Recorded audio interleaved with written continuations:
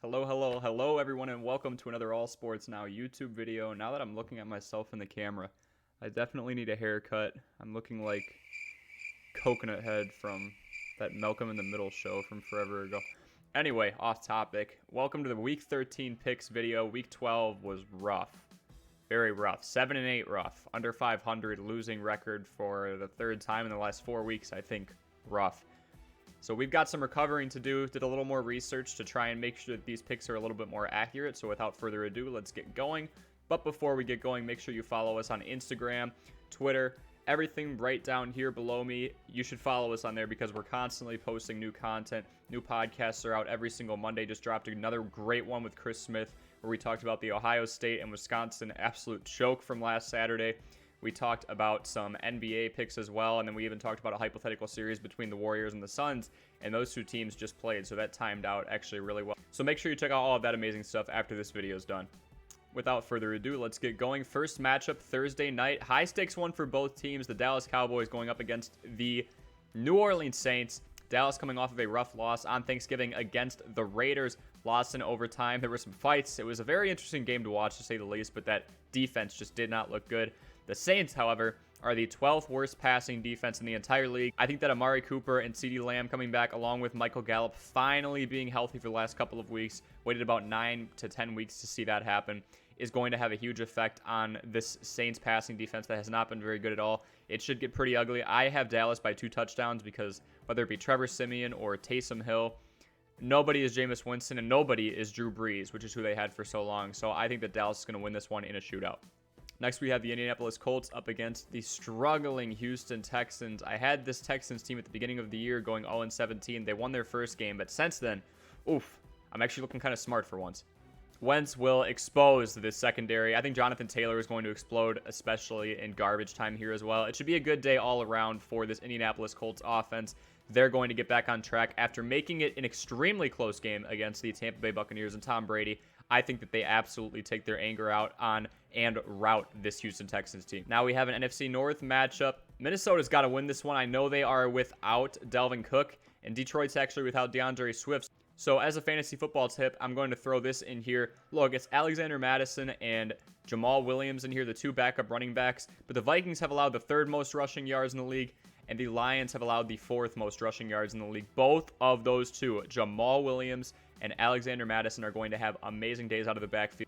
Expect some screen passes as well. They're going to go out in the flat. I just think both guys are going to have a really great all-around day. But Minnesota has way more weapons. Detroit just does not have a wide receiving core to speak of. And Minnesota has the likes of Justin Jefferson, Adam Thielen. Conklin is coming along nice as well at the tight end position. So I have Minnesota in a shootout as well. Now we've got the New York Giants against the streaking Miami Dolphins. 4 wins in a row. They're up to 5-7. Me and Chris Smith actually talked about the Dolphins in the most recent podcast episode. So go to the link in our description. If you have not seen that episode already, we talk about whether we think the Miami Dolphins are going to make the playoffs this year. Seems really weird to talk about that considering they started out 1-7, but they're streaking, and I think they're going to extend their winning streak to 5 games this week against a struggling New York Giants team.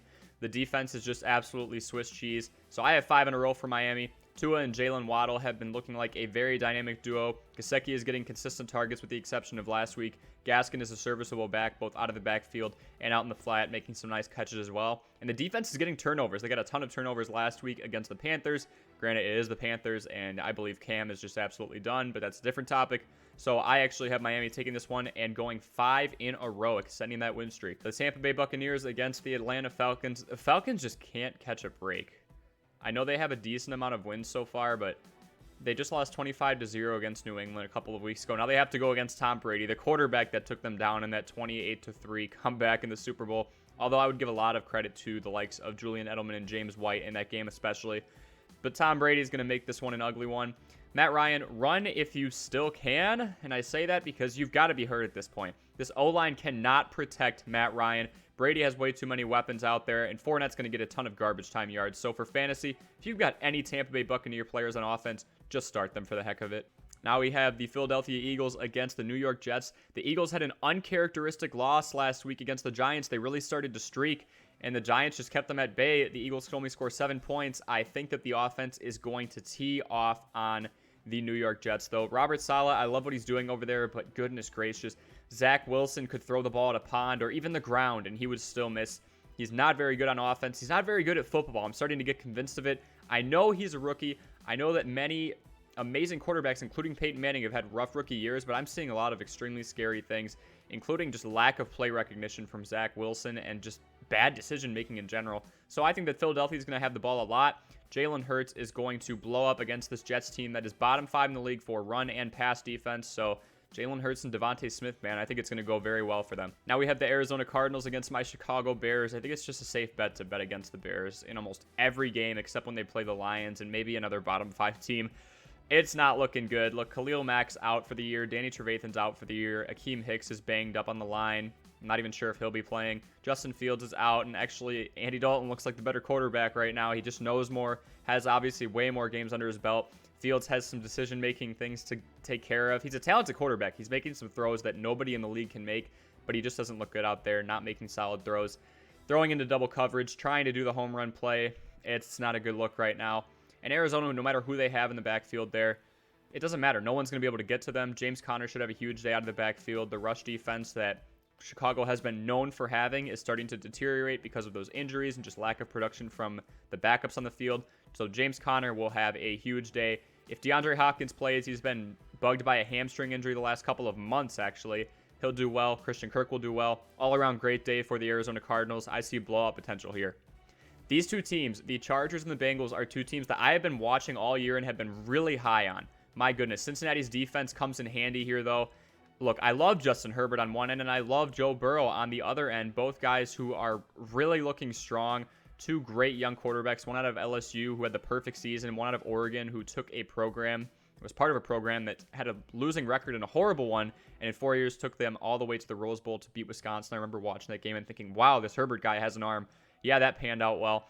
Herbert's been great at spreading the ball out to his various weapons. It's not just Keenan Allen. It's not just Mike Williams. It's Jared Cook. It's Josh Palmer. It's Austin Eckler out of the backfield, the best two-way back in the league right now, in my opinion. Not the best back, but the best two-way back. I think that he just gets used so effectively in the passing game. But I have to go with Cincinnati here. Did anybody else watch that game against Pittsburgh? Cincinnati was able to absolutely shut them down from start to finish. The secondary is going to throw a lot of complex looks Herbert's way, and we saw Herbert struggle against the Denver Broncos last week. I think he's going to have another rough go at it here. Joe Burrow looks cool, calm, collected. T. Higgins, his number one target the last couple of weeks. Jamar Chase's usage going down. But when you have T. Higgins, you have Jamar Chase, you have Tyler Boyd, you have Uzoma. It doesn't matter, man. I mean, it's just going to look very, very bad for that Los Angeles Chargers offense trying to get into an arms race with a Cleveland team that is trying to get into an arms race with a Cincinnati team that is a lot more advanced than most people want to give them credit for. Now we have the Jacksonville Jaguars going up against the Los Angeles Rams. Look, there's that one game every week that I feel like just should not be an upset, but ends up being one. I almost wanted to pick Jacksonville here, but I couldn't find any sound reasons to. I want to say it has upset potential, so if it happens, I guess I kind of called it, but as you can see on the graph over here, don't know my left and rights, I guess. It's like a mirror recording on this thing. I do have the Rams. I think that Jacksonville gives up way too many points on defense. Stafford and the Rams are due for a big day after having a tough loss before their bye week, a tough loss after their bye week to the Packers. This is another week under OBJ's belt, so I see this going very well for the Rams, getting out and ahead early. Now we have the Washington football team going up against the Las Vegas Raiders. This is my only upset on the slate. I think that it's going to be pretty chalky throughout the entire week. There's a pretty wide margin of skill and just talent in general between most teams, but this one's kind of close. The Raiders skated by a Dallas Cowboys team that honestly just didn't come out to play, committed a lot of timely penalties, especially number 30 at defensive back right at the end. I know there was controversy over whether some of the calls should have happened, but you've got to play to the refs at some point. Heineke, though. Taylor Heineke. The football team is rolling. Heineke, in his last 3 starts, has thrown for at least 70% in the completion rate category, and he has thrown for 5 touchdowns and 1 interception in those combined starts. I think he's going to be able to really expose the secondary. They just have to keep him away from Max Crosby, so I want to see a lot of 3 and 5-step drops, not 7-step drops, and if he's going to roll out, he better be aware of what's going on around him because Max Crosby, that spin move, look up Max Crosby's spin move. It's absolutely insane. As long as Heineke can avoid that, and he'll have Gibson out of the backfield, who is questionable right now, but should be good to go, fingers crossed, knock on wood, I do think that the offense of Washington is going to do just fine. They actually just got Logan Thomas back, who was a top 10 tight end in fantasy before he got hurt way earlier in the season. So you've got him, you've got McLaurin, you have Gibson out of the backfield, you have McKissick when he gets his touches. It's a more loaded offense than people want to give this team credit for, so I'm going with Washington on the upset here. Now we have the Baltimore Ravens going up against the Pittsburgh Steelers. Look, I'm not even sure if Pittsburgh gets a touchdown in this game. The Ravens D single-handedly won them their game last week against the Browns. Lamar Jackson threw 4 interceptions in arguably his worst game of his career. Usually when your quarterback, who has been around for quite a bit now, has their worst game of their career, you don't win the game. But Baltimore was not allowing Cleveland to score at all. Pittsburgh is a worse team than Cleveland this year. I think Cleveland's actually pretty respectable. They just had the whole OBJ thing going on. They've had their injuries, especially out of the backfield. Now they have Chubb and Hunt back. And Baltimore still did what they did to them. I mean, it's just crazy. Their run defense is top 3 in the league right now in terms of yards allowed. And Pittsburgh can just not buy yards. So I think this is going to be a blowout. And we saw what Pittsburgh did against the Bengals last week too. So we've got a bad offense going up against a great defense. Match made in heaven for Baltimore. And a horrible matchup for Pittsburgh. It's going to be a tough one, Steelers fans. 2 matchups left. Let's go with the 49ers against the Seahawks.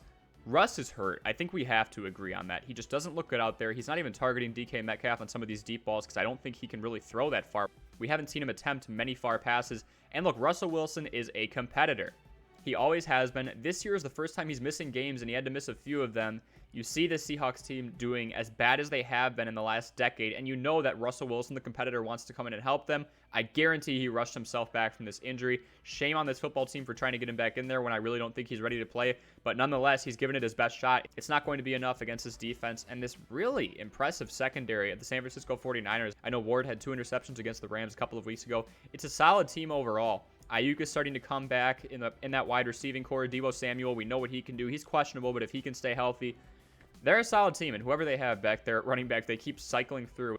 It's been Mitchell the last few weeks, but it doesn't matter. I mean, Seattle has a struggling offense and a defense that's allowing like 30, 40 points almost every game, it seems like. They just keep allowing way too many points to stay competitive in the game.